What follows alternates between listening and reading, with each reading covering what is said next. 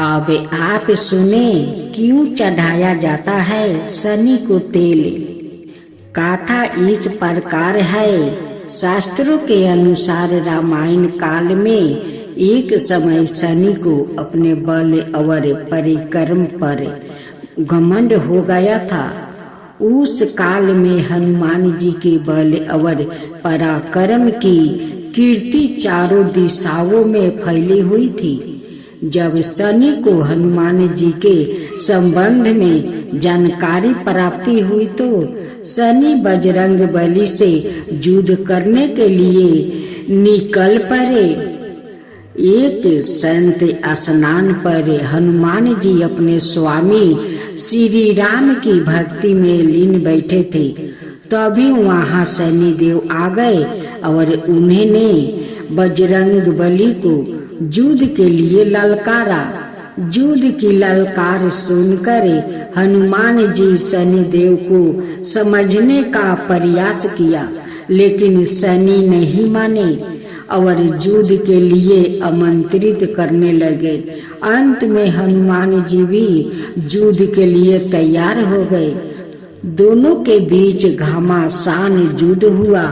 हनुमान जी ने शनि को बुरी तरह से पराजित कर दिया।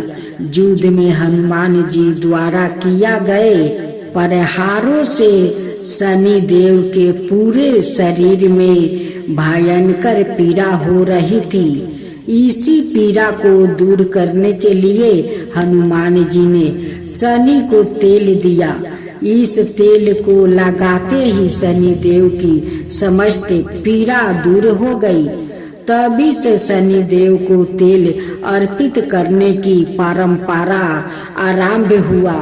शनि देव पर जो भी व्याकृत तेल अर्पित करता है उसके जीवन की समस्त परेशानियां दूर हो जाती है और धन अभाव खत्म हो जाता है। जबकि एक अन्याय कथा के अनुसार जब भगवान की सेना ने सागर सेतु बांध लिया तब राक्षस इसे हानि ना पहुंचा सके। इसके लिए पावन सूत हनुमान को इसकी देखभाल की जिम्मेदारी सौंपी गई। जब हनुमान जी शाम के समय अपने दृष्टि देव राम के ध्यान में मगन थे, तभी सूर्या पुत्र शनि ने अपना काला कलूप चेहरा बनाकर क्रोध पूर्वक कहा, हे बानर, मैं देवताओं में शक्तिशाली शनि हूँ। सुना है तुम बहुत बलशाली हो। आंखें खोलो और मेरे साथ युद्ध करो। मैं तुमसे युद्ध करना चाहता हूँ। इस पर हनुमान ने बीन मरता पूर्वक कहा, इस समय मैं अपने प्रभु को याद कर रहा हूँ। आप मेरी पूजा में विघ्न मत डालिए। आप मेरे आदरणीय हैं। कृपया करके आप यहाँ से चले जाए। जब शनि देव लड़ने पर उतर आया तो हनुमान जी ने अपनी पूंछ में लपेटना शुरू कर दिया। फिर उन्हें कसना आरंभ कर दिया। जोर लगाने पर भी शनि उस बंधन से मुक्त ना होकर पीड़ा से व्याकुल होने लगे। हनुमान ने फिर सेतु की परिक्रमा कर शनि के घमंड को तोड़ने के लिए पत्थरों पर पोंछ को झटका दे दे कर पटकना शुरू कर दिया। इससे शनि का शरीर लहू लहान हो गया, जिसने उनकी पीड़ा बढ़ती गई। तब शनि देव ने हनुमान जी से प्रार्थना की कि मुझे बंधन से मुक्ति कर दीजिए। मैं अपने अपराध की सजा पा चुका हूँ, फिर मुझसे ऐसी गलती नहीं होगी। तब हनुमान जी ने जो तेल दिया उसे घाव पर लगाते ही शनि देव की पीड़ा मिट गया। उस दिन से शनि देव को तेल चढ़ाया जाता है। जिससे उनकी पीड़ा शांत हो जाती है और वो प्रसन्न हो जाते हैं। शनि को तेल अर्पित करते समय ध्यान रखे, यह बात शनि देव की प्रतिमा को तेल चढ़ाने से पहले तेल में अपना चेहरा अवश्य देखे। ऐसा करने पर शनि के दोष से मुक्ति मिलती है।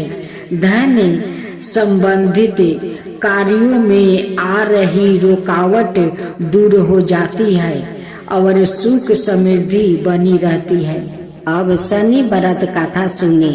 एक समय स्वर्ग लोक में सबसे बड़ा कौन है, इस प्रश्नों को लेकर 9 ग्रहों में वाद विवाद हो गया। विवाद इतना बढ़ा कि परस्पर भयंकर युद्ध की स्थिति बन गई।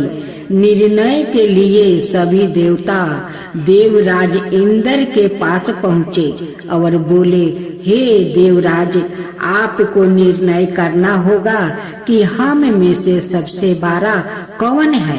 देवताओं का प्रश्न सुनकर देवराज इंद्र उलझन में पड़ गया। इंद्र बोले, मैं इस प्रश्नों का उत्तर देने में असमर्थ हूँ। हम सभी पृथ्वी लोक में उज्जैनी नगरी में राजा विक्रमादित्य के पास चलते हैं। देवराज इंद्र सहित सभी ग्रह देवता उज्जैनी नगरी पहुँचे। महल में पहुंचकर जब देवताओं ने उसने अपना प्रश्न पूछा तो राजा विक्रमादित्य भी कुछ देर के लिए परेशान हो उठे, क्योंकि सभी देवता अपनी अपनी शक्तियों के कारण महान थे। किसी को भी छोटा या बड़ा कह देने से उनके क्रोध के प्रकोप से भयंकर हानि पहुंच सकती थी। अचानक राजा विक्रमादित्य को एक उपाय सूझा और उन्होंने विभिन्न धातुओं स्वर्ण, रजत, चांदी, कांसा, तांबा, सीसा, रंगा, जस्ता, अब्रक, लोहे के 9 आसन बनवाए। धातुओं के गुणों के अनुसार सभी आसनों को एक दूसरे के पीछे रखवा कर उन्होंने देवताओं को अपने अपने सिंहासन पर बैठने को कहा। देवताओं के बैठने के बाद राजा विक्रमादित्य ने कहा, आपका निर्णय तो सवाई हो गया। जो सबसे पहले सिंहासन पर विराजमान है वही सबसे बड़ा है। राजा विक्रमादित्य के निर्णय को सुनकर शनि देवता ने सबसे पीछे आसन पर बैठने के कारण अपने को छोटा जानकर क्रोधित होकर कहा, राजा विक्रमादित्य, तूने मुझे सबसे पीछे बैठाकर मेरा अपमान किया है। तुम मेरी शक्तियों से पराजित नहीं हो, मैं तुम्हारा सर्वनाश कर दूंगा। शनि ने कहा, सूर्य एक राशि पर है, 1 महीने, चंद्रमा 2.25 महीने, मंगल 1.5 महीने, बुध और शुक्र 1 महीने रहता है, बृहस्पति 13 महीने रहते हैं। लेकिन मैं किसी राशि पर 7.5 बरस 7.5 तक रहता हूँ। बड़े बड़े देवताओं को मैंने अपने प्रकोप से पीड़ित किया है। राम को 7.5 के कारण ही वन में जाकर रहना पड़ा और रावण को 7.5 के कारण ही युद्ध में मृत्यु का शिकार बनना पड़ा। राजा, अब तू भी मेरे प्रकोप से नहीं बच सकेगा। इसके बाद अन्याय ग्रहों के देवता तो प्रसन्नता के साथ चले गए, परंतु शनि देव बड़े क्रोध के साथ वहां से विदा हुआ। राजा विक्रमादित्य पहले की तरह ही अन्याय करते रहे। उनके राज्य में सभी स्त्री पुरुष बहुत आनंद से जीवन यापन कर रहे थे। कुछ दिनों ऐसे ही बीत गया। उधर शनि देवता अपने अपमान को भूले नहीं थे। विक्रमादित्य से बदला लेने के लिए एक दिन शनि देव ने घोड़े के व्यापारी का रूप धारण किया और बहुत से घोड़ा के साथ उज्जैनी नगरी पहुँचे। राजा विक्रमादित्य ने राज्य में किसी घोड़े के व्यापारी के आने का समाचार सुना तो अपने अश्वपाल को कुछ घोड़े खरीदने के लिए भेजा। घोड़े बहुत कीमती थे। अश्वपाल ने जब वापस लौट कर इस संबंध में बताया तो राजा विक्रमादित्य ने सवाए आकर एक सुंदर शक्तिशाली घोड़े को पसंद किया। घोड़े की चाल देखने के लिए राजा उस घोड़े पर सवार हुए तो वो घोड़ा बिजली की घाटी से दौड़ पड़ा। तेजी से दौड़ता घोड़ा राजा को दूर एक जंगल में ले गया और फिर राजा को वहां गिराकर जंगल में कहीं गायब हो गया। राजा अपने नगर को लौटने के लिए जंगल में भटकने लगा, लेकिन उन्हें लौटने का कोई रास्ता नहीं मिला। राजा को भूख प्यास लग आई। बहुत घूमने पर उसे एक चरवाह मिला। राजा ने उसे पानी मांगा। पानी पीकर राजा ने उस चरवाह को अपनी औंठी दे दिया। फिर उसे रास्ता पूछ कर वो जंगल से निकल कर पास के नगर में पहुंचा। राजा ने एक सेठ की दुकान पर बैठकर कुछ देर आराम किया। उस सेठ ने राजा से बातचीत की तो राजा ने उसे बताया कि मैं उज्जैनी नगरी से आया हूँ। राजा के कुछ देर दुकान पर बैठने से सेठ जी की बहुत बिक्री हुई। सेठ ने राजा को बहुत भगवान समझा और खुश होकर उसे अपने घर भोजन के लिए ले गया। सेठ के घर में सोने का एक हार खूंटी पर लटका हुआ था। राजा को उस कमरे में छोड़कर सेठ कुछ देर के लिए बाहर गया। तभी एक आश्चर्यजनक घटना घटी। राजा के देखते देखते सोने के उस हार को खूंटी निगल गई। सेठ ने कमरे में लौट कर हार को गायब देखा तो चोरी का संदेह राजा पर ही किया, क्योंकि उस कमरे में राजा ही अकेला बैठा था। सेठ ने अपने नौकरों से कहा कि इस परदेसी को रस्सियों से बांधकर नगर के राजा के पास ले चलो। राजा ने विक्रमादित्य से हार के बारे में पूछा तो उसने बताया कि उसके देखते ही देखते खूंटी ने हार को निगल लिया था। इस पर राजा ने क्रोध होकर चोरी करने का अपराध में विक्रमादित्य के हाथ पांव कटवाने का आदेश दे दिया। राजा विक्रमादित्य के हाथ पांव काटकर उसे नगर की सड़क पर छोड़ दिया गया। कुछ दिन बाद एक तेली उसे उठाकर अपने घर ले गया और उसे अपने केलू पर बैठा दिया। राजा आवाज देकर बैलों को हाँकता रहा। इस तरह तेली का बैल चलता रहा और राजा को भोजन मिलता रहा। शनि के प्रकोप की 7.5 पूरी होने पर बरस ऋतु प्रारंभ हुई। राजा विक्रमादित्य एक रात मेघ मल्हार गा रहा था कि तभी नगर के राजा की लड़की राजकुमारी मोहिनी रथ पर सवार उस तेली के घर के पास से गुजरी। उसने मेघ मल्हार सुना तो उसे बहुत अच्छा लगा और दासी को भेजकर गाने वाले को बुला लाने को कहा। दासी ने लौट कर राजकुमारी को अपंक राजा के बारे में सब कुछ बता दिया। राजकुमारी उसे मेघ मल्हार से बहुत मोहित हुई और उसने सब कुछ जानकर भी अपंक राजा से विवाह करने का निश्चय कर लिया। राजकुमारी ने अपने माता पिता से जब यह बात कही तो वो हैरान रह गई।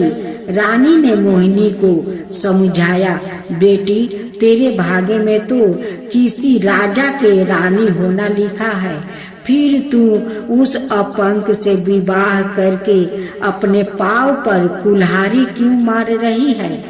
राजकुमारी ने अपनी जिद नहीं छोड़ी। अपनी जिद पूरी करने के लिए उसने भोजन करना छोड़ दिया और परण त्याग देने का निश्चय कर लिया।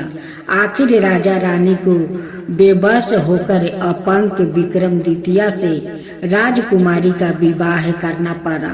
विवाह के बाद राजा विक्रमादित्य और राजकुमारी तेली के घर में ही रहने लगे। उसी रात सपने में शनि देव ने राजा से कहा, राजा तूने मेरा परपोक देख लिया, मैंने तुम्हें अपना अपमान का दंड दे दिया है। राजा ने शनि देव से क्षमा करने को कहा और प्रार्थना की, हे शनि देव आपने जितना दुख मुझे दिया है अनाय किसी को ना देना।